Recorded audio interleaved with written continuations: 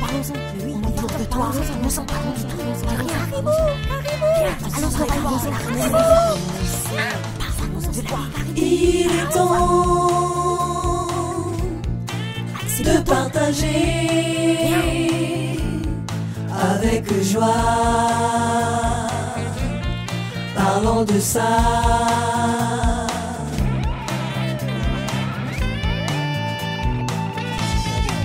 Et bienvenue à tous. Caribou, Caribou.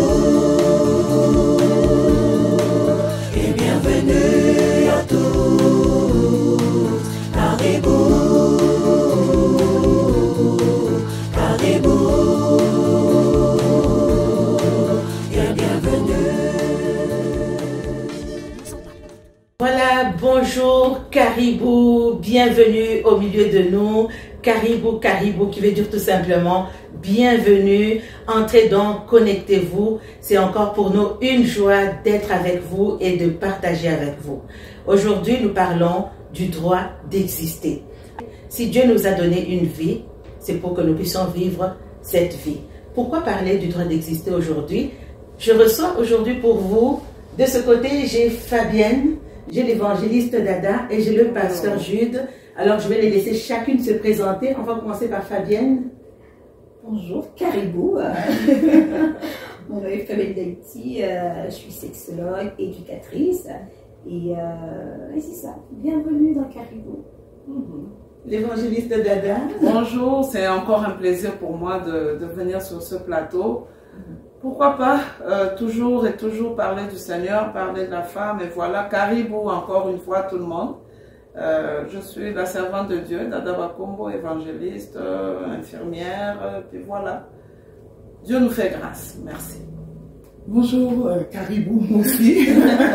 Donc je pense que on commence comme ça. Donc je suis avec vous pour cette émission et ça fait longtemps. Donc je suis vraiment très contente d'être aujourd'hui parmi vous. Donc c'est le pasteur Jude Paris. Donc nous allons parler du droit d'exister. Donc je suis également dans le domaine des communications. Donc que Dieu vous bénisse. Alors voilà, mesdames, je suis tellement contente de vous avoir. On aura plusieurs apports. On aura le point de vue biblique, on aura le point de vue de la sexologue, notre sexologue Fabienne. On aura le point de vue également de l'évangéliste Dada, qui n'est pas seulement évangéliste, mais aussi intervenante socio-communautaire. Oui. Donc il y a quand même un apport au niveau de la famille. Et on parle aujourd'hui du droit d'exister. Comme je le disais tout à l'heure, Dieu ne peut pas nous avoir donné une vie pour que nous ne puissions pas la vivre.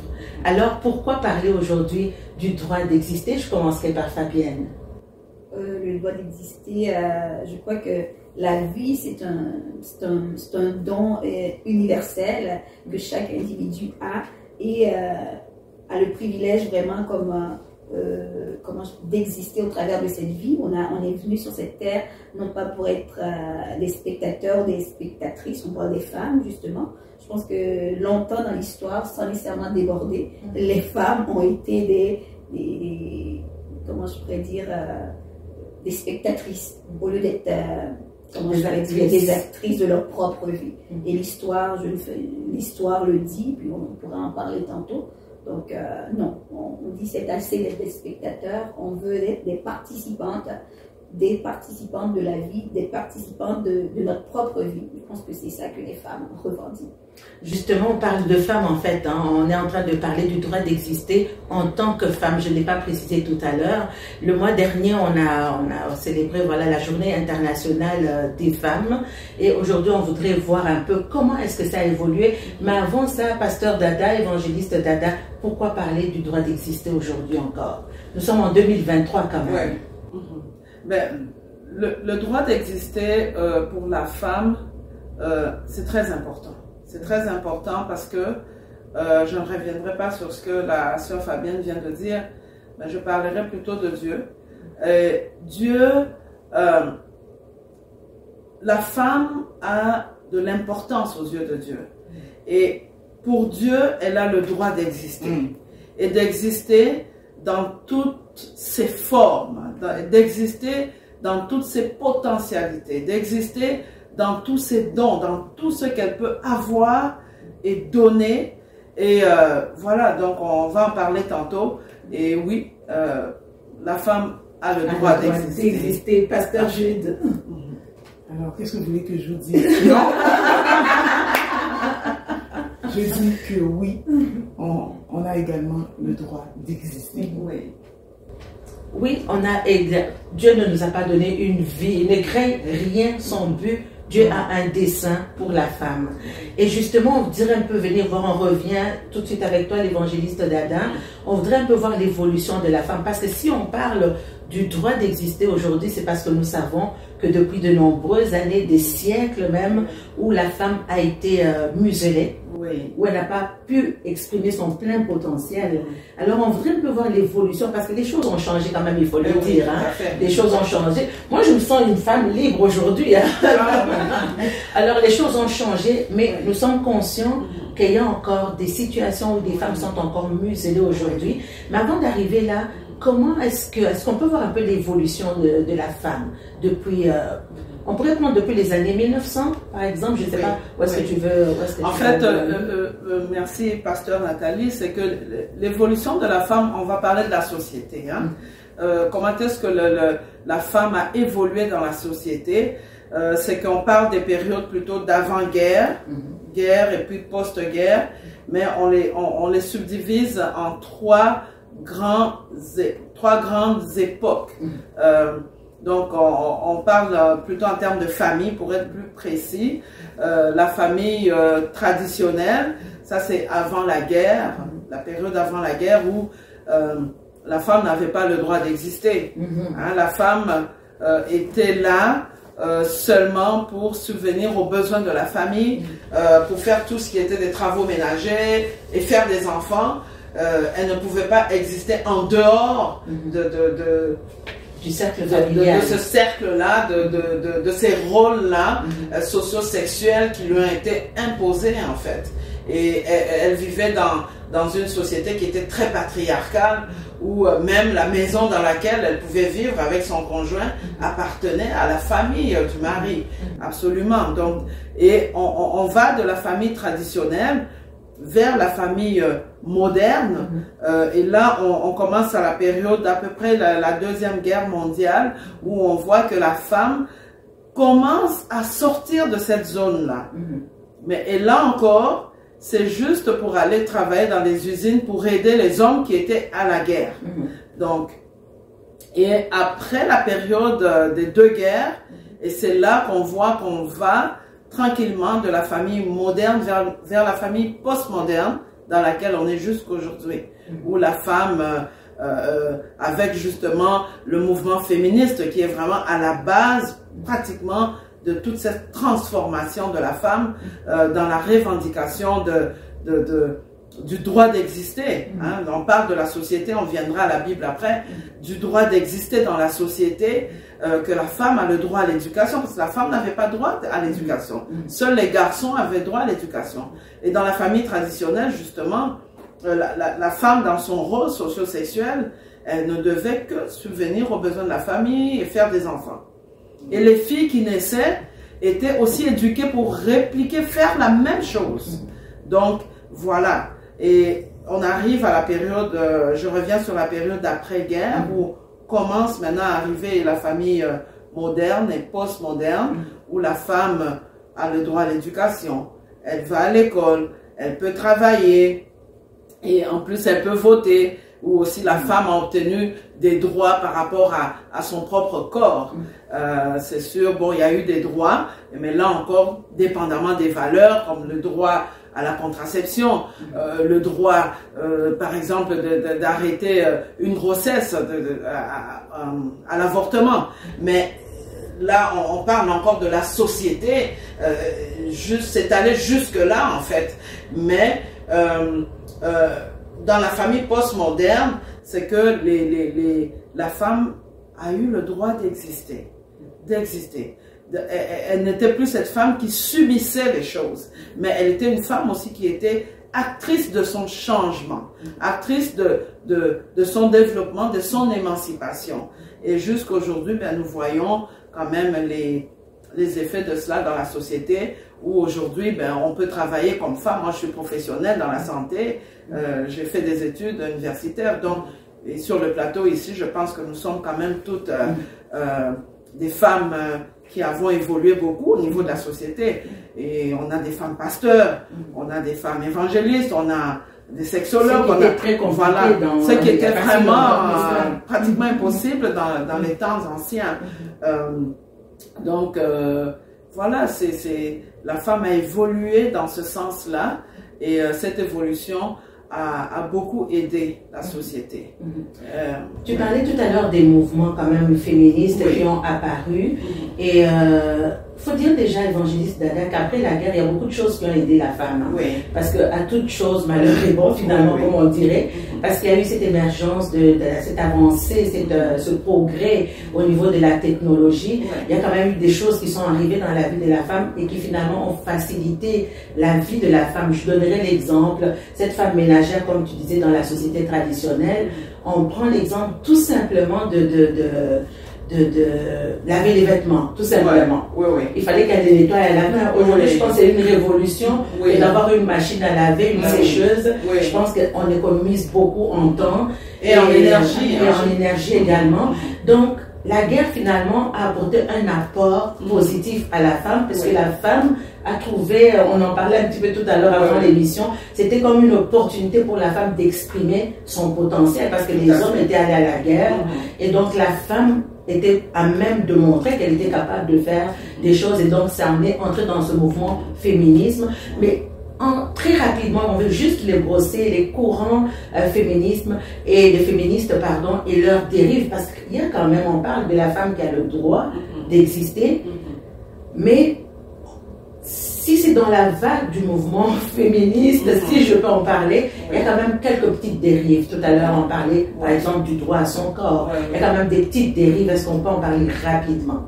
Oui, c'est sûr que le mouvement féministe en soi, il y a de façon générale ramassé, il y a 4 grandes approches, mais comme dans la plupart des mouvements, il y a toujours des extrêmes. Hein, des extrêmes, il y a des modérés, puis il y a la droite, la modérée et la gauche. Et voilà, donc dans le mouvement féministe aussi, on trouve ce genre de choses. Comme tu as dit, Pasteur Nathalie, on ne rentrera pas dans trop de détails, sinon on finira pas. Mais le mouvement féministe en soi, en lui-même, parle de ce qu'on appelle les dérives, en fait. En fait, les dérives ou l'envers de la médaille du mouvement féministe. Oui, la femme a obtenu des droits, mais il reste et demeure encore que malgré l'émancipation, la femme travaille, c'est encore elle qui porte les bébés, c'est encore elle qui doit accoucher, c'est encore elle qui a encore des tâches ménagères à faire. C'est qui n'est pas si mal que ça. Non, c'est pas si mal que ça, mais avec le travail, porter les bébés, des tâches ménagères et tout ça. Donc voilà pourquoi dans la famille post-moderne, les femmes ont quand même revendiqué, par exemple, les congés parentaux pour les pères. Oui, parce que ça c'est devenu un projet de loi pour permettre aux pères aussi de mettre la main à la pâte.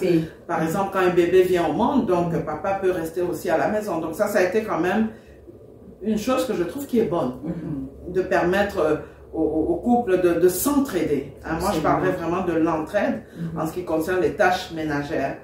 Mais l'envers de la médaille aussi, c'est qu'on pousse à l'extrême. C'est qu'à un moment donné, quand je suis du domaine de la santé aussi, là, donc mais quand on est dans la prévention, pour dire, ben, il y a des moyens de faire pour ne pas arriver à avoir, par exemple, une grossesse, et que ça arrive. Et là, finalement, la femme va faire son choix. Donc, de dire, bon, ok, j'arrête cette grossesse-là de façon délibérée. De façon délibérée, je l'arrête. Et donc là, c'est quand même à la fois délicat, mais aussi le fait que, bon, si on ne fait pas ce qu'il faut faire avant, puis les choses arrivent, il faut assumer, oui, mais en même temps, là où on a donné le choix à la femme de dire, ben, tu peux avorter. Alors maintenant, ça dépend des valeurs. Nous sommes des femmes chrétiennes et donc nous savons que bon, de ce côté-là, nous n'abordons pas dans ce sens-là. Quoique ça apporte beaucoup de discussions, mais on n'ira pas trop loin là-dessus. L'autre dérive aussi, c'est cette revendication qui peut être tellement acharnée et qui, comme j'ai parlé de la droite, de la modérée, puis de la gauche, où la tendance à écraser l'homme. Hein? Mais ça, c'est comme je dis, il y a, dans tout mouvement, il y a la gauche, la modérée, la centre, puis la droite. Donc, le but n'est pas d'écraser l'homme, le but est que la femme n'est pas de prendre la place de l'homme non plus. Non plus, parce que l'homme a sa place, exact. La femme dans la société a sa place, exactement. Et rien n'empêche les deux de coexister dans leurs différentes places, dans leurs différents rôles, dans la complémentarité ensemble. Donc, sans tomber dans les dérives, sans tomber dans vouloir absolument dominer sur l'un ou sur l'autre. Donc, c'est un peu ça, si je peux parler des dérives par rapport au féminisme. Et une des dérives, bon, je ne dirais pas par rapport au féminisme, mais c'est un choix aujourd'hui où la personne a le choix de faire qu'est-ce qu'elle veut de sa vie. Ouais. Dernièrement, on regardait aux nouvelles, je pense il y a 2 semaines, à cause de son choix personnel, une femme a décidé de mettre un terme à sa grossesse à 38 semaines. 38 semaines, c'est un bébé, c'est plus un petit fœtus, là c'est un bébé qui aurait pu naître. Bon, on ne va pas entrer là-dedans comme tu disais, mais j'aime ce que tu dis, chaque personne a sa place. Autant l'homme a sa place, autant la femme a sa place. Le but n'est pas d'écraser l'homme ou de prendre la place de l'homme. La femme, en tant qu'être merveilleux, créé par Dieu, a également un rôle. Mais je voudrais revenir à toi, pasteur Jude. Quelle est la pensée de Dieu quand Dieu a créé la femme merveilleuse que tu es, par exemple? Quelle est la pensée de Dieu par rapport à la femme? Ça, c'est important. Hein? Effectivement. Donc oui, effectivement, alors, nous disons que toutes les femmes ont été dans la pensée de Dieu. Nous qui sommes là également, nous sommes cette créature si merveilleuse. Et c'est important de mentionner une chose. Dieu dit qu'il va faire une aide semblable. Hein? Et je reste vraiment sur cette parole aide. Aide, c'est, je ne veux pas choquer personne, c'est son égal. Donc la femme n'est pas moindre dans la pensée de Dieu par rapport à l'homme. Mais il y a une hiérarchie. Dans tout ce que Dieu fait, on comprend l'hiérarchie. Donc, au niveau familial, il y a les parents, il y a le père, la mère et les enfants. C'est l'hiérarchie que Dieu a établie. Donc, au niveau entre l'homme et la femme, c'est pas que la femme est regardée comme une être inférieure, mais bien que l'homme est supérieur, c'est son égal. Alors, si je prends une personne pour m'aider à faire quelque chose, je crois que cette personne a autant cette capacité de faire exactement ce que moi je suis capable de faire, sans quoi je ne sollicite pas son aide. Absolument. Okay. Donc dans la pensée de Dieu, c'est l'aide. Et il y a une chose, donc Dieu parle de l'aide. Donc on amène cet équilibre déjà en partant. Et quand Dieu dit à l'homme d'aimer la femme comme sa propre chair, donc ça vient aussi de confirmer que Dieu ne fait pas de différence. Parce que dans le livre d'Éphésiens, Paul dira, jamais personne n'a haï sa propre chair. Et Dieu va dire, ils seront une seule chair. Donc quand Dieu regarde le mari et la femme, donc il voit une personne. Donc c'est vraiment l'être que Dieu a mis près de cette personne pour qu'il puisse avancer, que ce soit l'un ou l'autre, que tu m'amènes à avancer, que tu m'amènes à accomplir, que tu m'amènes à bâtir, et toujours en s'épanouissant. Donc, je m'épanouis dans ce que j'ai à faire. On va pas être... La femme, moi personnellement, je le dis, j'aime cuisiner.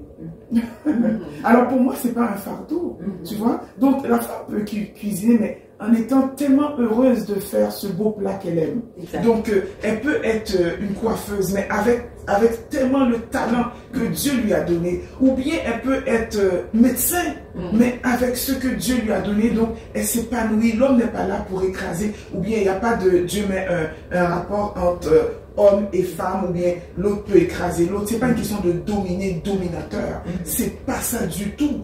Donc, ce qui arrive, il faut jamais oublier une aide. Et Paul va prendre cet exemple pour dire, par rapport à l'Église, ce mystère est grand. Ce mystère de tous les temps que les gens vont essayer de changer, de diluer. Mais dans la pensée de Dieu, c'était l'aide semblable. Et quand que Adam va voir la femme, il va s'exclamer, voici celle qui est os de mes os et chair de ma chair. Donc il reconnaît déjà en elle que elle est exceptionnelle.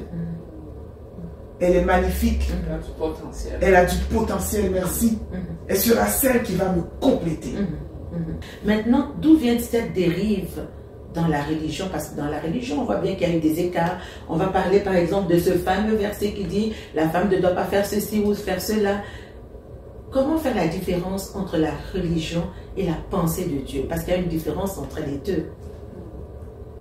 La religion, c'est ce qui a donné tant de problèmes partout à travers le monde. Moi, quand on me demande de quelle religion es-tu, je dis, je suis enfant de Dieu et je suis basé sur les évangiles. Donc, je suis vraiment quelqu'un qui lit la parole de Dieu au niveau des évangiles. Donc, et la religion ne traduit pas la pensée de Dieu. Donc, on a parlé tantôt de pensée de Dieu. La religion amène des dogmes. La religion amène une perception d'une personne qui amène sa pensée et qui annule la parole de Dieu en amenant sa pensée à lui. Donc, se dit, ne fais pas, ne touche pas. Et c'est pourquoi que Dieu nous met en garde. Donc, Jésus n'a jamais été un religieux. Jésus c'est toujours basé par rapport à la parole de Dieu. Donc, il faut toujours faire la différence. Et si il y a quelqu'un qui a pris soin de la femme, c'est bien Jésus. Ah oui, ah oui. Regardez l'Église et dire d'aimer sa femme comme Christ a aimé l'Église, qui est son épouse. Et Jésus va apporter une correction. Comment qu'il va traiter l'Église? Comment qu'il va amener l'Église à s'épanouir? C'est son épouse. Jésus lui donne des dons à l'Église. Il lui donne des dons, donc des capacités. Jésus amène l'Église à grandir.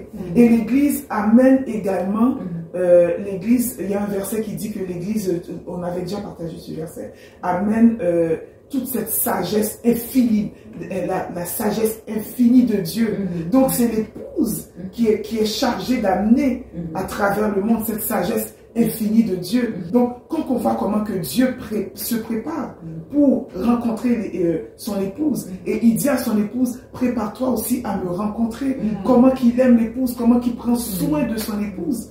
On ne peut être que à comprendre ce que Jésus veut comme un homme pour traiter la femme. Donc comment Jésus a vu ça. Donc à travers les yeux de Dieu, nous savons que la femme est complètement restaurée dans les paroles de Jésus. Et Jésus dira, donc, s'il y a eu, si je peux faire une parenthèse, il y a eu le divorce, c'est à cause de la dureté de votre cœur. Parce que pour Jésus, quand il met deux personnes ensemble, c'est parce qu'il veut les voir unis, corps, âme et pensée. Et il dit, mais au commencement, cela n'était pas ainsi. Et il recadre encore. Il dit, ils deviendront tous une seule chair. Donc Dieu recadre. Donc la religion amène des dogmes. La religion amène des pensées qui ne sont pas des pensées de Dieu. Mais Dieu au commencement, Jésus l'a dit, au commencement, cela n'était pas ainsi. Donc c'est ça. Donc la religion n'a rien à voir avec la pensée de Dieu. Donc la religion amène la femme à un niveau d'infériorité de cette bassesse. Mais Jésus a restauré la femme. Et il a fait confiance, pour juste vous donner la parole, il a fait confiance à la femme. Lors de la résurrection, il a fait confiance à ce que cette femme puisse apporter ce beau message. Donc elle est courageuse. Elle est cette femme qui est entreprenante. Va voir mes frères et va leur dire que je suis ressuscité. Donc c'est tout cet épanouissement. Je te fais confiance, femme. Dans le jardin d'Éden, le serpent a donné toute une version, une mauvaise version à la femme. Mais Jésus maintenant restaure la femme dans son dans sa mission et lui donne maintenant un nouveau message. Qu'est-ce que l'évangile veut dire? L'évangile en grec veut dire bonne nouvelle. Donc Jésus amène la femme à ne plus apporter cette mauvaise nouvelle, mais apporter cette bonne nouvelle que Jésus revient bientôt et va le dire à mes frères. Et aujourd'hui, je dis à quelqu'un, Jésus revient bientôt, parce que Jésus nous a chargés également. Mais écoutez, j'aime Jésus, c'est l'homme le plus merveilleux au monde. Le sauveur de la femme. Oui, le sauveur de la femme. Le psaume 68 nous dit que les messagères de la bonne nouvelle sont une grande armée. Donc voilà, vous êtes une grande armée. Et j'aime ce que tu disais, c'est que Dieu a donné des dons. Les dons doivent s'exprimer. Et les dons, c'est pour l'édification de tous. Donc, ces dons-là doivent s'exprimer. Mais maintenant, on peut se poser la question, pourquoi est-ce que certains ont vu la religion comme une répression contre la femme? Fabienne. Oui, ce que je pourrais dire au travers des Écritures, au travers des écrits, la littérature, tout simplement, même lorsqu'on parle de sexualité, on a vu vraiment comment la religion a été vue comme une sorte de répression au niveau de la sexualité. Donc, tous ceux qui amènent, il y a un auteur qui s'appelle Michel Foucault, qui prônait vraiment que la manière dont lorsqu'on parle de religion, de sexualité, c'est vraiment pour mieux cadrer. Mais il y a toujours d'autres penseurs qui vont dire non, si la sexualité vue par rapport à la religion et non pas par rapport à la spiritualité est vue comme une sorte de répression, parce qu'on empêche les gens de faire ce qu'ils veulent. On empêche, un exemple, la femme d'avoir, toujours lorsqu'on parle post-avant, comme avant la révolution sexuelle, la femme n'avait pas le droit d'exister. La femme était vue comme une mineure selon le regard de son mari. La femme n'avait pas le droit de limiter, d'avoir une limitation dans les naissances. Tant aussi longtemps que la femme avait la possibilité d'avoir des enfants, d'avoir ses menstruations, même dans lorsqu'on parle d'avant la révolution sexuelle, c'est l'Église qui avait vraiment la proéminence. L'Église avait l'hégémonie. L'Église avait le pouvoir de bien diriger.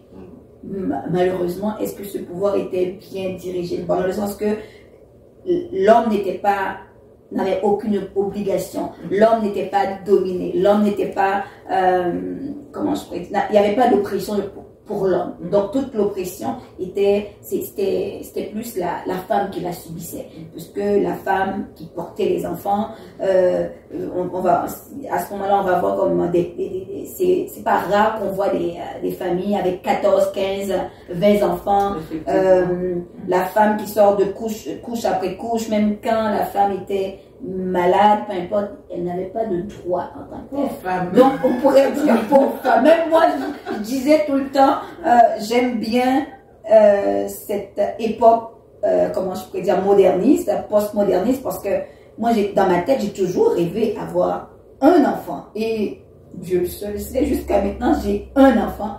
Donc je me dis, pauvre moi-même, si j'étais dans cette époque-là, et j'aurais toujours... Non, on me l'aurait imposé. Ouais. Donc, vraiment, on pourrait dire que les revendications faites par les féministes, je peux pas dire que je suis féministe en tant que telle, mais j'aime bien les revendications pour sortir la femme de cette domination. Puis lorsqu'on va aller dans d'autres statistiques jusqu'à maintenant, avec l'OMS, l'Organisation mondiale de la santé, 30% des femmes à travers le monde ont subi de la violence conjugale. 30%. Ça, ce sont les statistiques qu'on a répertoriées. Donc ça aurait pu être tout autre si les femmes déclaraient vraiment. Par rapport à la violence conjugale, c'est pas les hommes, il y a des hommes qui vivent la violence conjugale, mais c'est toujours des femmes par des hommes. Et quoi d'autre comme statistique? Si on y va, à peu près 90%, 8 à 10 des victimes, ce sont des femmes.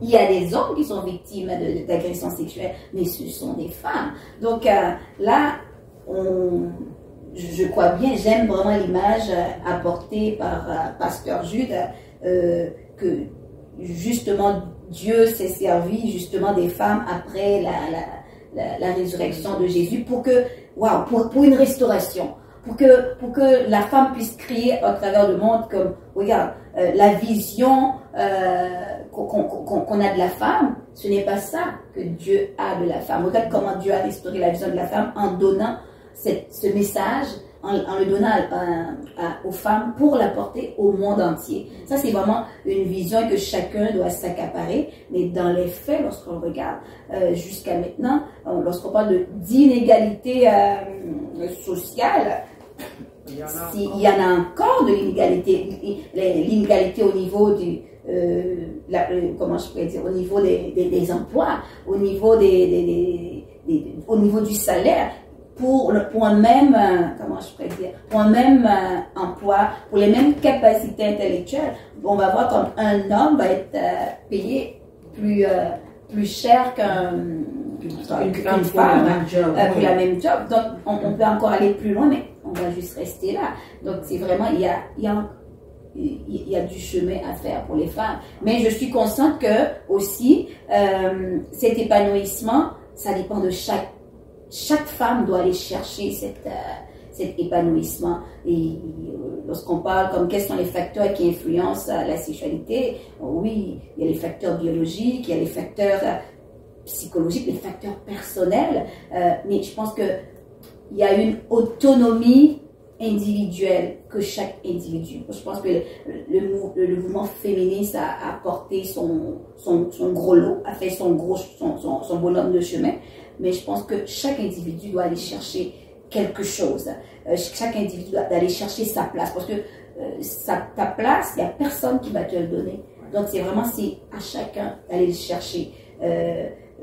Vraiment. Donc chaque femme vraiment doit se lever. Mais est-ce que c'est chaque femme qui a cette capacité? Est-ce que l'environnement de cette femme est propice à cet épanouissement? Il y a tout ça aussi à voir. Mais c'est ça que je voulais dire. Alors, oui, j'aime bien comment tu finis ça, mais je me dis que chaque femme se découvre, parce que ça devient dans la découverte de qui nous sommes en Christ. Tout à l'heure, Pasteur Jude, tu parlais de qu'est-ce que Christ a fait pour la femme. Maintenant, je pense que pour que cette femme soit libérée, qu'elle aille chercher le meilleur pour elle, il faut qu'elle se découvre en Christ. Je pense que ça serait la vraie libération. C'est-à-dire qu'il faut vraiment qu'elle se découvre. Aujourd'hui, nous parlons à plusieurs femmes qui sont peut-être encore muselées, comme on disait tout à l'heure, mais c'est d'aller se découvrir qui nous sommes en Christ, et puis d'aller vraiment faire parler. Nous sommes en 2023 aujourd'hui, hein. Nous ne sommes plus en 1950, nous sommes en 2023. Je pense que les choses, Dieu a quand même permis que nous puissions avoir plusieurs possibilités de nous découvrir et puis de nous développer. Nous parlions de la religion qui était comme une répression contre la femme. Je ne sais pas si tu as un mot à dire là-dessus également. Ben, moi, je dirais pour compléter Pasteur Jude et la sœur Fabienne, c'est que Christ, pour moi, c'est le premier libérateur de la femme. Yes. C'est Christ est venu, comment on peut dire ça, est venu shaker, il est venu équilibrer les choses, il est venu sortir la femme de son cocon, la femme à la perte de sang. Ça, c'est l'exemple le plus frappant. Bon, elle n'a pas droit à ci, tout ce qu'elle touche est impur, elle ne peut pas sortir, elle ne peut pas toucher les gens, encore moins toucher les hommes, encore moins. Mais le Seigneur qui vivait aussi dans cette culture-là, là, on parle de culture de religion et de Dieu, n'a pas traité cette femme selon la culture, selon les lois établies dans la société. Mais il a libéré cette femme de ce joug-là qui pesait sur elle. Ce joug pesait je ne sais pas, cette discrimination, cette stigmatisation, cet isolement qu'elle vivait, Christ l'a libérée. La femme qui était, qu'on avait pris en flagrant délit d'adultère, la loi c'était, il faut lapider. Mais qu'est-ce que Christ dit? Ben, que celui qui n'a pas péché lance la première pierre. Là, on voit encore Christ libérer cette femme. La femme samaritaine, elle arrive et elle dit maintenant qu'il n'y a pas de relation entre vous les Juifs et nous. Non, non, je te donne pas de l'eau et tout. Regardez comment Jésus libère cette femme. Et je complète, je renchéris encore ce que le pasteur Jude a dit. Messagère de bonne nouvelle. Elle quitte le Seigneur, elle réalise qu'elle a un potentiel. Elle dit, waouh, j'ai rencontré quelqu'un qui m'a dit toute ma vie. Mais je ne peux pas me taire. Je dois aller dire ce que cet homme a fait pour moi. Donc le Seigneur est venu vraiment libérer la femme, est venu donner cette stabilité à la femme et lui donner le droit d'exister. Lui dire, ben femme, la société t'a écrasée, peut-être les problèmes de la vie t'ont écrasé, ou les lois établies t'ont écrasé, la culture t'a écrasé, mais moi le Seigneur, je te dis que tu es libéré. Et que tu as des potentiels que j'ai mis en toi, dont le corps de Christ a besoin, dont ta famille a besoin, dont la société a besoin. Et voilà donc, pour moi c'est important, pour revenir à ce que la sœur Fabienne a dit, oui, la violence a fait que les femmes en souffrent beaucoup, et toutes sortes de violences, qu'elles soient physiques, qu'elles soient psychologiques, qu'elles soient financières, qu'elles soient spirituelles. Il y a quelqu'un qui m'a demandé dernièrement, comment ça la violence spirituelle? Ben oui, quand on va utiliser, par exemple, pour nous qui sommes chrétiennes, chrétiens, on va utiliser des versets de la Bible pour écraser la femme ou pour dominer la femme. Là, on est dans la violence spirituelle. Absolument. Et Dieu n'est pas pour ça. Et que ce soit la violence verbale, oui, les femmes en souffrent. Et autant, nous, comme intervenants, on va supporter la femme dans sa démarche, puisque si elle vient chercher de l'aide, on ne va pas la rabrouer, lui dire, ben, va te débrouiller. On a aussi l'Esprit du Seigneur en nous. Donc, c'est de supporter la femme, aussi de l'aider à ne pas répliquer à la violence par la violence. Parce que ce qui arrive, je complète ce que la sœur Fabienne a dit, c'est que oui, il y a des hommes qui vivent de la violence, mais il est important pour nous, qui sommes des messagères de bonnes nouvelles, de mettre cette nuance qui a prouvé que quand un homme est victime de violence, de façon générale, il y a des exceptions. Il y a des femmes qui ont peut-être plus la tête, mais il y a des exceptions. Mais c'est que la femme, souvent, elle va répliquer à la violence par la violence. Ce qui n'est pas bien non plus. Donc, on va aider la femme à se libérer comme Christ le veut. Comme Christ le veut, dans la paix. À ne pas rendre le mal pour le mal. À se maîtriser. À développer le fruit de l'esprit en elle. La patience, la bonté, la bienveillance. Parce qu'en fait, Christ l'a doté de ces choses-là. Mais ne pas laisser les circonstances faire taire ces choses-là en elle. Et vraiment, je trouve ça vraiment très important, très intéressant. Merci beaucoup pour cette intervention. Et ceux qui nous écoutent seraient peut-être tentés à penser qu'on est en train de faire l'apologie du féminisme. Non, pas du tout. Non. Ça, il faut être très clair. Nous faisons l'apologie de la parole de Dieu. Absolument. Et on ressort ce que Dieu a ou ce que Dieu a réservé pour la femme. Exact. Mais donc, si on n'est pas pour le mouvement féministe, donc ce que la servante de Dieu Dada disait, qui est très important, donc Dieu nous amène, donc parce que ce mouvement-là, il y a de la rébellion, il y a des dérives. Et c'est pourquoi que lorsqu'on est dans la parole de Dieu, on est certain qu'on est bien placé parce que vraiment Dieu amène cette consolation, cette douceur, cette réparation, cette restauration. Donc il y a plein de féministes qui nous écoutent. On n'a pas besoin de dire que on veut pas de mari, on veut pas ci, on veut pas ça. C'est pas ça l'idée aujourd'hui qu'on est venu défendre. On est venu parler de la place que Dieu donne à la femme. Donc c'est très très important pour ne pas confondre nos auditeurs également qui nous écoutent. Donc c'est très important. Alors voilà, donc on va parler de 2 portraits. Il y a beaucoup de choses à dire. Nous sommes tenus par le temps, donc il faut qu'on évolue. On va parler de 2 portraits de femmes. Il y a une femme que j'aime bien, Harriet Tubman, pour ceux qui la connaissent, la Moïse noire, on en a entendu parler. Chaque fois qu'on parle du mois de la femme, du mois des Noirs, pardon, on parle de cette femme qui a révolutionné la vie de plusieurs esclaves, cette femme qui a révolutionné la vie d'une génération, la vie d'une nation, la vie d'un peuple. On parle du peuple noir ici, qui était tenu en esclavage donc aux États-Unis. Je ne sais pas si vous en avez déjà entendu parler. Sinon, allez et regardez sur Internet, sur Google, tapez juste la Moïse noire et vous aurez toutes les informations sur cette femme extraordinaire.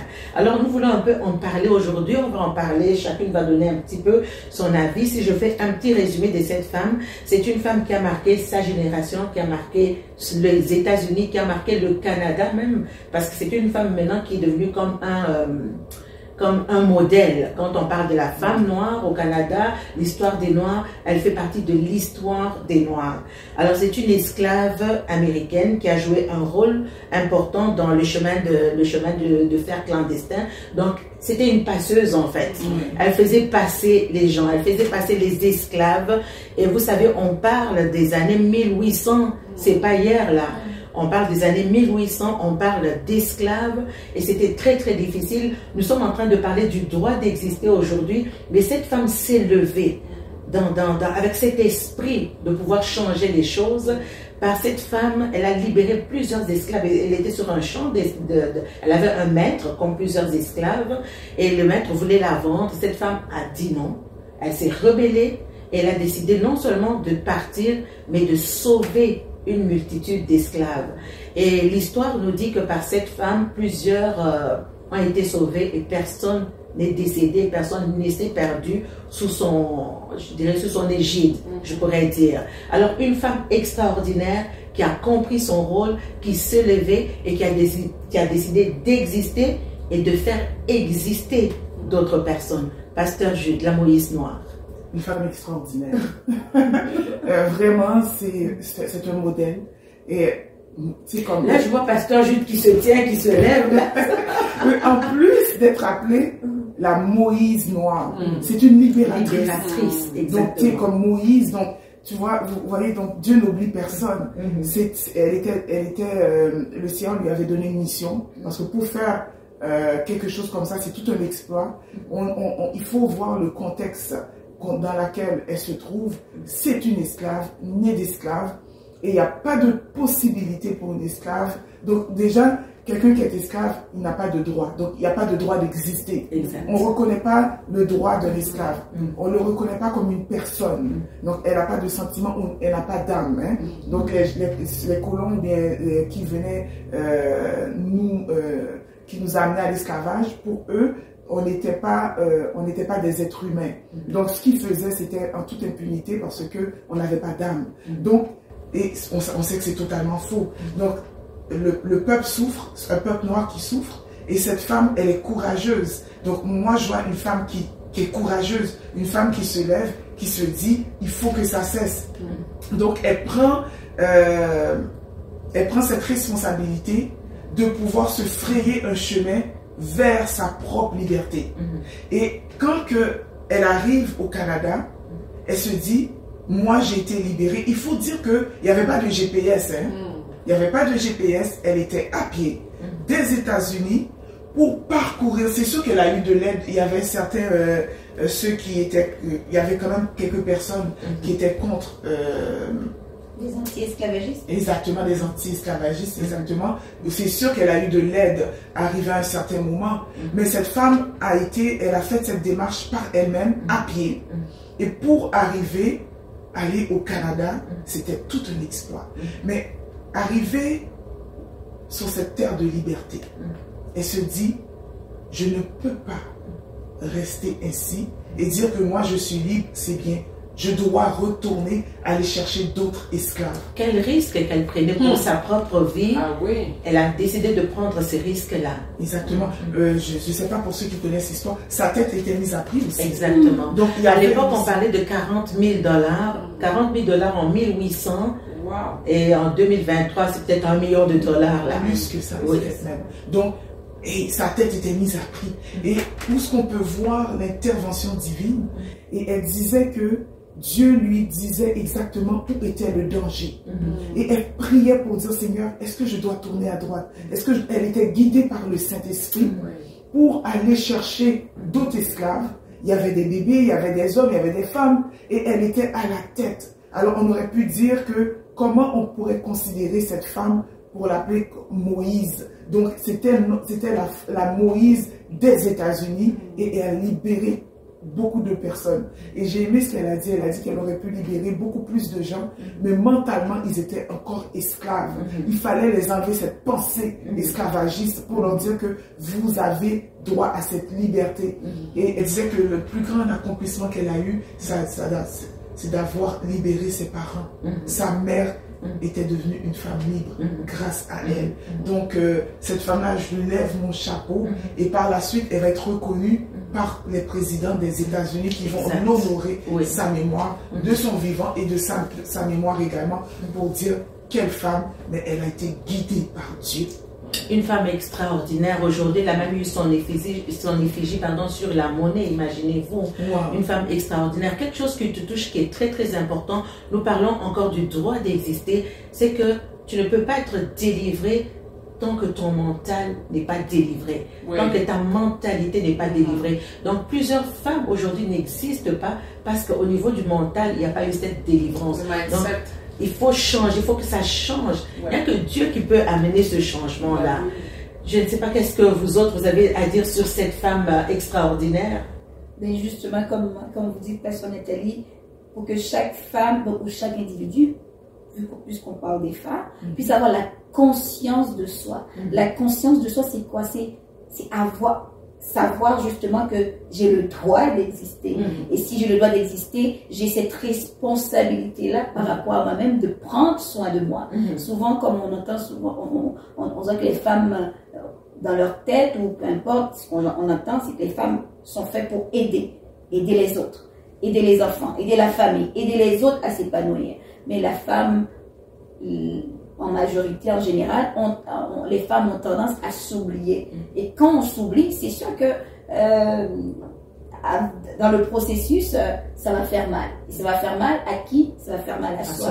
Donc vraiment, un des conseils que je pourrais, une recommandation, c'est vraiment, premièrement, avoir la première évolution mentale dans le mindset pour se dégager, pour se libérer, pour avoir le droit d'exister, c'est avoir la conscience de soi. Quand on parle de conscience de soi, vraiment être conscient que cette chose existe. Et en plus, être conscient que moi, j'existe. Donc, je pense que c'est vraiment ce changement à 360 degrés qu'il faut se faire sur soi-même. Carrément, à 360 degrés. 360 degrés, carrément, on tourne un volte-face que j'existe, et j'existe premièrement pour moi-même. Et de sortir dans cette culpabilité, si j'existe pour moi-même, c'est que je suis égocentrique, je suis centrée sur moi-même et les autres. Et je crois que si je donne un exemple, par exemple quand on va dans un avion, souvent on dit, même si tu as un enfant sur toi, avec toi, un bébé, un nouveau-né, le masque d'oxygène, c'est à quoi que ce soit, tu dois prendre ce masque pour toi-même. Et quand tu as ce plein potentiel, le plein d'oxygène pour toi, quand tu es bien oxygéné, là tu peux penser aux autres. Je pense que c'est vraiment la conscience de soi, c'est vraiment être conscient de soi. Quand tu es conscient de toi-même, tu vas avoir de l'intérêt pour toi-même. Quand tu vas avoir de l'intérêt pour toi-même, tu vas être conscient de ton territoire. Que souvent, je le dis en tant que sexologue, notre corps, c'est notre territoire. C'est là qu'on va être capable de faire des choses, d'être motivé pour soi-même, de prendre soin de soi dans les moindres détails, de prendre soin de soi au niveau de ses émotions, de prendre le contrôle, d'avoir de l'empowerment dans sa vie, d'avoir le pouvoir sur sa vie. Donc, je pense que c'est... Le pouvoir d'agir, le pouvoir d'action, ça commence en étant conscient, justement, de soi. Donc, tant aussi longtemps qu'on tourne autour du pot, on est conscient trop du monde extérieur, on est trop conscient de ce qui se passe autour de nous, on s'oublie soi-même. Mais comment pourrait-on aider quelqu'un d'autre si on n'est pas nous-mêmes délivrés? Donc c'est très important de prendre soin de soi avant de pouvoir prendre soin des autres. Imagine donc comment est-ce qu'on a pu léguer de génération en génération, de siècle en siècle, un héritage négatif parce que nous-mêmes on n'était pas délivrés. Parce que comme tu l'as dit tout à l'heure, avoir la conscience de soi, c'est très bien parce que c'est ça qui va nous permettre d'aider les autres. Sinon, c'est pour ça que ça s'est perpétré de génération en génération. Ah oui. Ici, chez le maître, on fait comme ça. Ici, on fait comme ça. On a perpétré cette mentalité d'esclavage. Justement, c'est une image qu'on nous a transmise beaucoup, une représentation des femmes. La femme est soumise. Donc, lorsqu'on parle, moi-même, en tant que chrétienne, je peux comprendre c'est quoi cette soumission. Mais souvent, lorsqu'on ne la comprend pas, on la comprend tout de travers. La femme est soumise, ça veut dire comme... tout ce qu'on lui dit, donc elle n'a plus le droit de réagir, elle n'a plus le droit d'exister. Donc ça c'est vraiment, il y a comme une dichotomie, c'est paradoxal. Donc c'est vraiment, c'est bien comprendre c'est quoi cette soumission que Dieu nous demande. Parce que la plupart du temps, si on voit dans la ligne du temps historique, tout a été fait au nom de Dieu. C'est ça qui me fâche. Tout a été fait au nom de Dieu. On domine au nom de Dieu. Même si on ne parle pas d'esclavage, mais tantôt on parlait d'esclavage, on a dominé au nom de Dieu. On a soumis des gens au nom de Dieu. Donc comment le nom de Dieu, au travers de la religion, a été tellement, comment je pourrais dire, déformé, a été... il faut toujours comprendre c'est quoi la pensée de Dieu et la pensée de l'homme. C'est facile que la pensée de l'homme remplace la pensée de Dieu. C'est très facile jusqu'en maintenant, en 2023, où est-ce qu'on vit. Donc c'est vraiment, la ligne est mince. Partout il y a du pouvoir. Moi je suis pas théologienne. Partout il y a du pouvoir. Partout il y a de la domination. Ça c'est un signe que c'est pas de Dieu. C'est important de connaître la pensée de Dieu, hein? Qu'est-ce que Christ a fait et puis qu'est-ce que la religion dit. Donc deux choses différentes. Je te laisse la parole. Mais parce que justement, si on ne fait pas, c'est important de faire cette distinction. Parce que je t'en parlais dès le début, entre la religion qui est selon l'homme, selon les humains, et la vraie pensée de Dieu. Et c'est ce qui a mélangé le monde, en fait. Hein? C'est ce qui a mis du chaos, du désordre. Parce que les gens sont allés avec leurs pensées religieuses, mélangées avec leur culture ou tout ce qu'ils avaient comme idée préconçue sur la femme. Et comme tu disais, Pasteur Nathalie, qui est parfois et souvent perpétrée de génération en génération. De comment on considère la femme, comment on doit la traiter.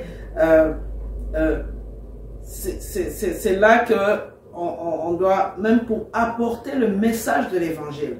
Par exemple, dans une société comme la société québécoise, où on voit que les valeurs chrétiennes, une société croyante à la base, hein, où on voit qu'à cause de ces vices que les gens ont subis par rapport à l'Église, ont rejeté carrément du revers de la main tout ce qui est de l'Église. Alors, c'est important d'amener ça, de faire comprendre aux gens que Dieu les aime. De faire cette distinction entre une institution et Dieu. Et la pensée de Dieu. Une institution et Christ. Parce que Christ lui-même, on voit que c'est tout le contraire. C'est tout le contraire, tout le contraire. Merci, Sœur Fabienne, d'amener ça. Christ, c'est tout le contraire de ce que les institutions font ou ont fait. Hein? Et Christ vient avec l'amour. Christ ne vient pas avec la condamnation. Christ, même quand il va reprocher, mais c'est avec beaucoup d'amour, de douceur, de respect. Et Pasteur Jules disait quelque chose de très important quand on parle de l'homme, mais on doit toujours voir dans la pensée de Dieu. Quand la Bible nous parle de l'homme, faut toujours, c'est important de toujours voir la première pensée de Dieu. Est-elle de nous parler directement d'une relation de couple, ou c'est de voir la représentation de Dieu, de Christ, dans ce que le passage de la Bible nous dit. Absolument. Et on parlait avant l'émission, on parlait de cantique et tout ça. Donc, souvent, on va les prêcher par rapport au couple. Mais il faut voir à la base, quelle est la pensée de Dieu? On voit que même dans Cantique de Cantique, la pensée de Dieu pour l'être aimé, waouh, que c'est beau de voir comment Christ, la relation de Christ et son épouse. Hein, c'est beau. Tu es belle, tu as des capacités, tu peux faire ci, tu es comme ça. Mais voilà. Donc, le Seigneur, c'est important pour nous qui sommes ici sur le plateau, les messagers de bonnes nouvelles, et pour les gens qui nous écoutent, de comprendre que la religion, c'est l'humain, avec toute sa pensée, avec tout ce qu'il avait comme idée préconçue, que ce soit culturel ou pas. Et Dieu, c'est Dieu. Et Dieu voit les choses autrement. Dieu n'est pas dans la religion. Dieu n'est pas dans les rituels. Dieu n'est pas dans les habitudes de la vie courante. Mais Dieu est Dieu. Et Dieu considère la femme en particulier, puisque nous parlons du droit d'exister. Dieu considère la femme différemment. Et Dieu donne à la femme le droit d'exister. Je voudrais juste mettre une petite parenthèse par rapport au droit d'exister. Là, nous sommes en train de parler de la société occidentale. On peut prendre la société québécoise comme référence pour la société occidentale. Mais il y a encore des sociétés où, contrairement à ce qu'on pense, parce que là on parle un peu de religion, on parle d'hommes, mais il y a des sociétés où la femme se fait elle-même gardienne des traditions, et c'est la femme elle-même qui vient écraser et briser l'autre femme. Ça, c'est très important. Si tu n'es pas libérée toi, en tant que femme, tu vas garder les autres femmes sous la coupe de l'esclavage. Et ce sont des choses qui, encore aujourd'hui, en 2023, existent encore. Où ce sont des femmes elles-mêmes qui exercent ce rôle d'écraser, d'empêcher une autre femme de s'épanouir. Et ça, c'est... on a un exemple frappant, Pasteur Nathalie, l'excision. Voilà, donc l'excision, on empêche aux femmes d'exister, mais ce sont des autres femmes qui empêchent d'autres femmes d'exister dans leur sexualité.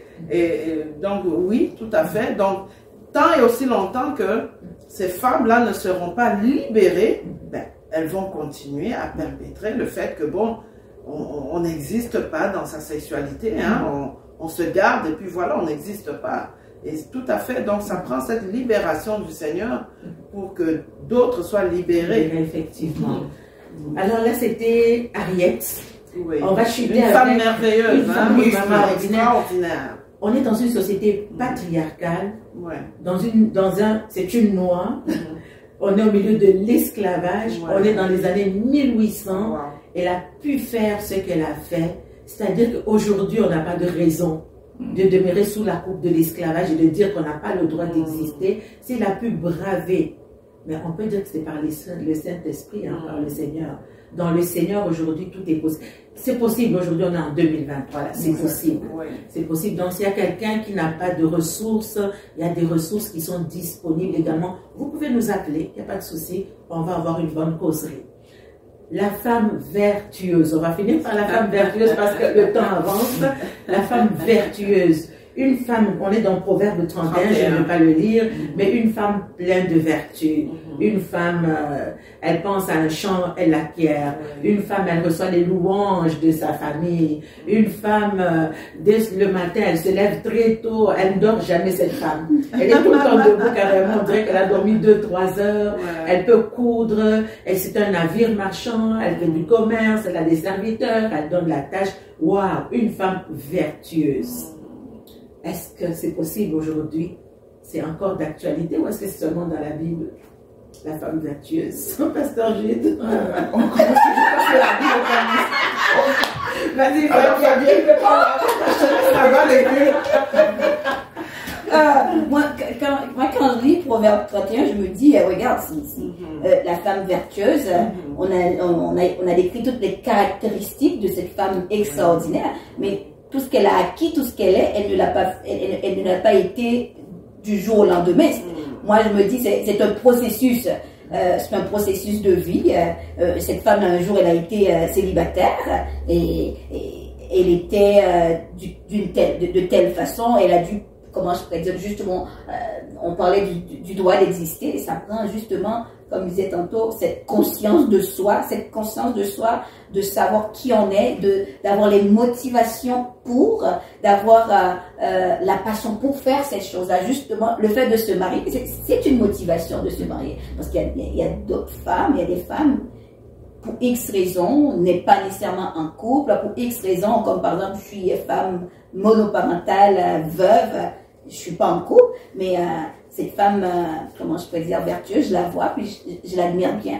Mais je me dis, je veux avoir ces capacités. Quand par exemple, je me lève pour faire mes choses, je me dis, waouh, je suis fière de moi, justement, je suis consciente de moi, je suis consciente de mes capacités, je suis aussi consciente de mes limites. Pour cela, on ne peut pas, pour la femme vertueuse, on peut la voir tout simplement comme une femme à tous les jours, elle est parfaite, à tous les jours, elle est souriante.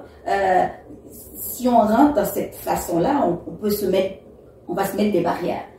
Oui, il y a des jours où on va se lever, on va regarder notre agenda, on va faire des check-ups, on va dire waouh, ok, c'est parfait. On peut aussi se lever, je peux aussi des fois me lever avec mon agenda, puis il n'y a rien qui s'est fait dans mon agenda. Je me sentirai pas coupable pour ça. Donc c'est important. Oui. Des fois, on va se dire comme, peut-être que je parle pas pour toutes les femmes, je parle pour moi. Moi, je suis le genre comme, je me fais mon agenda, j'ai des choses à faire. Ah, je vais y aller une chose à la fois. Je vais pas me dire, ok, je vais tout cocher en une journée. Si peut arriver, par exemple, dans une journée, je fais les choses, tant mieux. Mais il y a des journées, je me dis, bah, regarde, on va y aller mollo, c'est toujours avec l'énergie. Lorsqu'on dit être conscient de qui on est, prendre sa place, c'est aussi être conscient de ses capacités, être conscient de ses limites. Absolument. Être limité, ça ne veut pas dire qu'on n'est pas limité, ça veut dire comme aujourd'hui, je suis disposé pour faire telle chose, et c'est ça que je vais faire. Si tu es disposé pour juste dormir, faites-le, puis c'est se reposer. Des fois, on peut même penser se reposer, c'est une mauvaise chose. Non, il faut être capable de se reposer. Être spirituel ne veut pas dire comme être sur pied, être énergique à 100%. Non, on a toutes des limites. Il faut être conscient de qui on est, avec le corps qu'on a. Le corps qu'on a lorsqu'on a 20 ans, ce n'est pas le même corps lorsqu'on a 25 ans, 30 ans et qu'on a des enfants. Donc, il faut voir tous ces paramètres en tant que femme pour pouvoir exister dans son corps. Quand tu as 40 ans, ton corps, c'est pas la même chose. Tu as eu des enfants, tu as un enfant, 2 enfants, 3 enfants. Donc, avoir le droit d'exister dans le corps qui évolue avec le temps. Il faut s'accepter parce qu'on voit que les femmes en général, on a de la difficulté, je parle pour moi aussi, on a de la difficulté à s'accepter dans le corps qu'on a. Donc c'est vraiment être conscient, vivre. Le droit d'exister, c'est aussi le droit d'exister dans le corps que tu as aujourd'hui. Pas demain, pas le corps que tu as vu dans le magazine, je vais pouvoir exister quand je vais avoir ce corps-là. Non, comment je pourrais dire, dans la littérature, surtout au niveau des neurosciences, ton corps porte les traces de ta mémoire.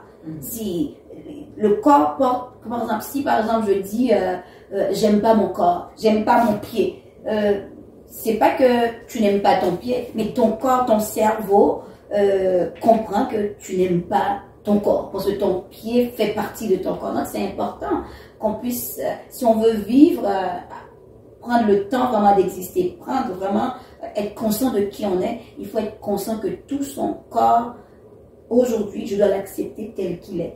Je m'aime aujourd'hui et je l'accepte tel que je suis en ce moment.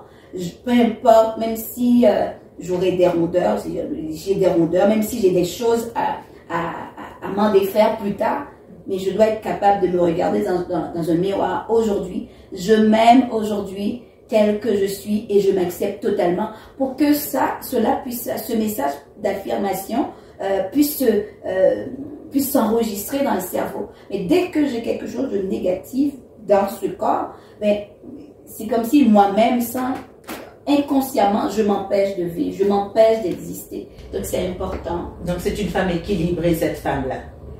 Et l'équilibre, c'est tous les jours. C'est tous les jours. Parce qu'on va rentrer dans le contraire, c'est-à-dire cette femme qui revendiquait tellement de choses, finalement elle se retrouve à tout faire, elle va encore chialer de tout faire. Et ce n'est pas être un superwoman, c'est vraiment d'exister, c'est l'équilibre.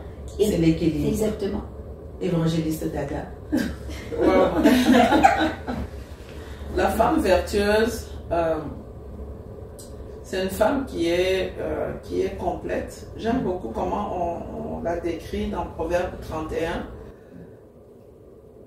Elle a de très belles vertus, mais ces vertus, Dieu les a mis en elle, parce qu'on voit certains endroits, on dit, oui, elle travaille pour elle travaille pour la maison, mais elle s'occupe aussi de l'indigent. Elle est attentive aux malheureux. En fait, elle est compatissante. Elle est sensible à la douleur des autres.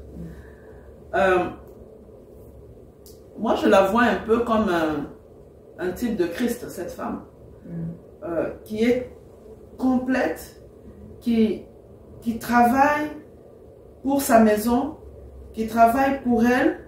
Elle pense à un champ, elle l'acquiert, donc elle fait de l'entrepreneuriat. On peut dire ça en 2023, c'est ça. Et elle n'est pas paresseuse. La Bible dit que la nuit, elle est déjà levée, elle commence à penser à des choses, elle pense à des projets. Et donc, ce n'est pas une femme qui est dépendante. Elle a compris qu'en Christ, elle a des capacités. Elle a les capacités d'avoir un équilibre. Et elle a les capacités d'aller travailler. Elle a les capacités non seulement d'avoir un équilibre pour elle, mais pour les gens autour d'elle et même pour les gens au loin, qui ne sont pas des gens autour d'elle. Donc, ça va d'elle-même, ça se transmet dans son entourage et dans la société. C'est comme ça que je vois vraiment cette femme. La Bible dit que son conjoint, son mari, les enfants sont contents, il la loue, le mari. Même à cause d'elle, son mari est loué aux portes de la ville. Pourquoi? À cause de la femme. Et si nous transposons ça dans la relation entre nous qui faisons partie de l'Église, de l'épouse de Christ et Christ, nous avons des potentialités. Et c'est à nous de travailler. Christ a mis ses potentiels en nous, de travailler pour que les gens voient Christ en nous, pour que les gens louent Christ à travers les capacités, les potentialités qu'il a mis en nous comme femmes. Pas seulement de voir ça comme une opportunité de libertinage, hein, où on dit, bon, là c'est dans l'extrême. Liberté, libertinage, c'est deux choses différentes. Non, mais il y a des dérives où, bon, je suis capable de faire mes affaires, les autres n'existent pas, ou non. Dans le Seigneur, la liberté pour laquelle Christ nous a affranchis, c'est une liberté qui ne nous donne pas seulement la paix à nous, mais qui fait qu'à travers nous, tout le monde autour. Donc c'est une liberté qui émane quelque chose, qui fait rejaillir quelque chose autour de nous, qui fait que les gens vont dire, elle, son Dieu, les gens vont louer ton Dieu. Comme on loue le mari de cette femme aux portes de la ville. Et nous, comme épouse de Christ, les gens doivent louer notre époux. À cause des capacités qu'il a mis en nous, les gens voient comment on travaille, les gens voient comment on est, les gens disent, oh mon Dieu, elle a vécu telle épreuve, mais elle est debout. Waouh! Non, on va louer son époux qui est le Seigneur. Donc, vraiment, la femme vertueuse, c'est une femme qui est complète, qui est totale, qui plaît à son époux, qui plaît au Seigneur et qui fait ce que Dieu veut qu'elle fasse. Et avec les capacités que Dieu lui a données, mais pour la gloire de Dieu. Avant de revenir à toi, Pasteur Jude, on remarque toutes les femmes dont on a parlé aujourd'hui et qui ont fait de l'impact dans leur environnement. C'était des femmes qui ont compris qui Ouais. elles étaient, Tout à fait. qui elles étaient, qui se sont levées, qui Oui. étaient c'est des femmes responsables en Ah fait. oui. Ah oui. Elles ont compris leur identité, elles ont compris qui elles étaient, je ne sais pas pourquoi je dis ils, et qui sont entrées dans leur destinée tout simplement. Tout à fait. Très très important. En fait, ce n'est plus un homme ou une femme qui va te retenir, mais c'est toi-même qui te retiens. Si tu n'es pas qui tu dois être, c'est parce que toi-même tu te retenu. Dieu a C'est une déjà réponse. mis les Dieu a tout potentialités en toi. Donc c'est à toi d'aller. On dit ici que la femme vertueuse, justement, il y a un verset qui dit que elle pense à un champ, elle l'acquiert et elle continue. Elle va faire des vignes, acheter encore. Donc, elle est productive et elle a cette capacité de productivité et de multiplication. J'aime ce que tu dis, Oui. Évangile. Oh mon Dieu, on va pas finir cette émission. J'aime ce que tu dis, parce que ça, on revient à la définition. On n'a pas parlé de la définition de la femme tout à l'heure. On sait que la femme a la capacité de multiplier tout ce qu'on lui donne. Oui, oui. C'est une productrice, c'est Oui. une reproductrice. Ah oui. Donc tout ce que tu mets dans la femme, ça produit. Voilà pourquoi il faut mettre des bonnes choses à la femme.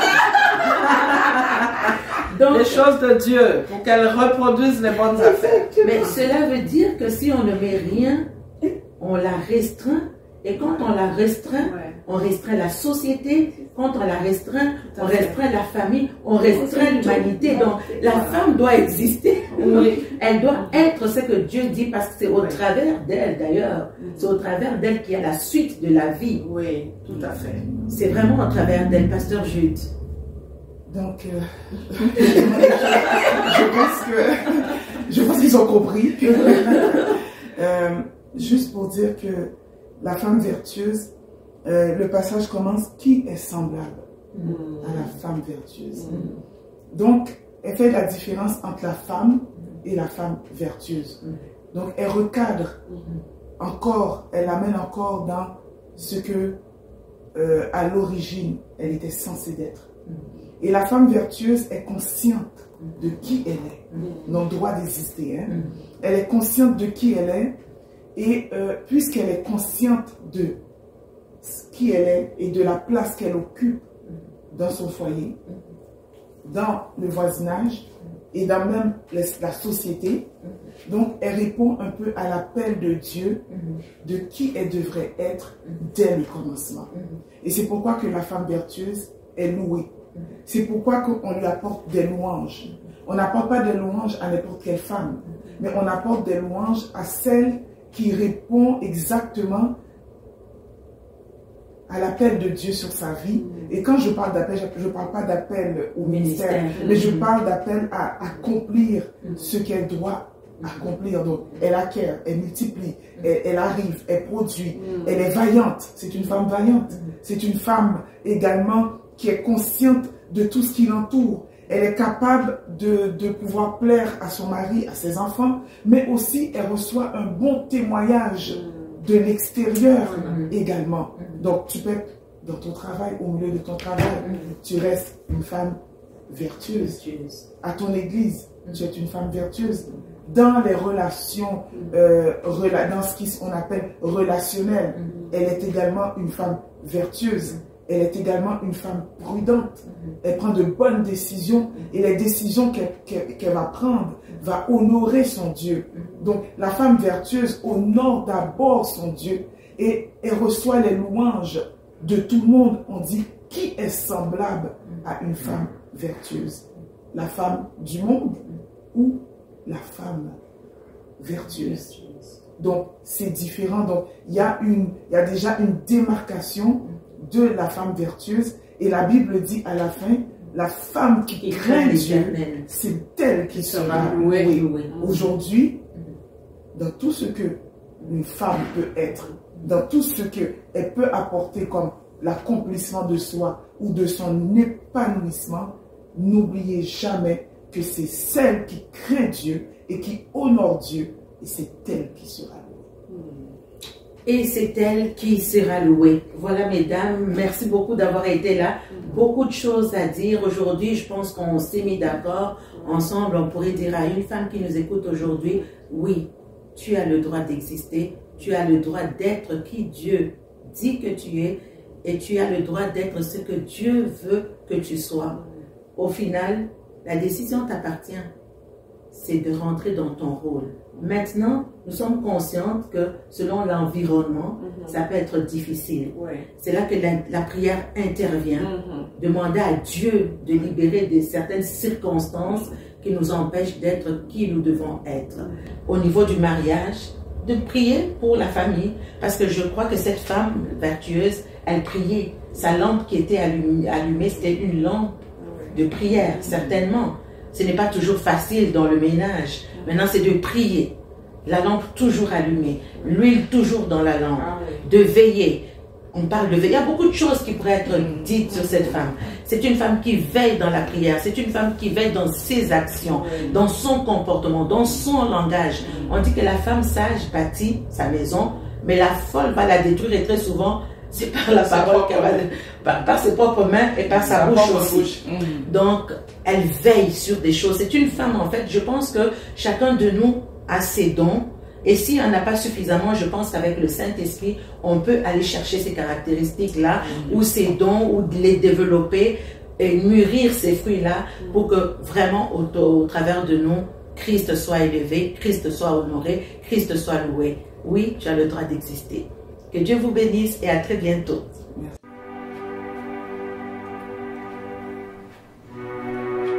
Alors, on voudrait prendre le temps, au travers de la chanson You Say qu'on va chanter aujourd'hui, de vous exhorter par rapport à la perception qu'on peut avoir de nous-mêmes et comment Dieu nous voit. Je sais que c'est tellement facile de se voir par rapport à la société, par rapport à là où on est rendu dans la vie comme moindre, de nous voir d'une manière inférieure, de nous voir avec de l'insécurité. Mais cette chanson, au travers de cette chanson, on aimerait vous exhorter à vous voir comme Dieu vous voit. Donc au travers de son amour, au travers de ses yeux, nous avons de la valeur, nous avons de l'importance, nous sommes bien. Donc juste prendre le temps de prendre toutes ces paroles et de vraiment vous laisser aller et de, encore une fois vous rappeler que Dieu vous aime.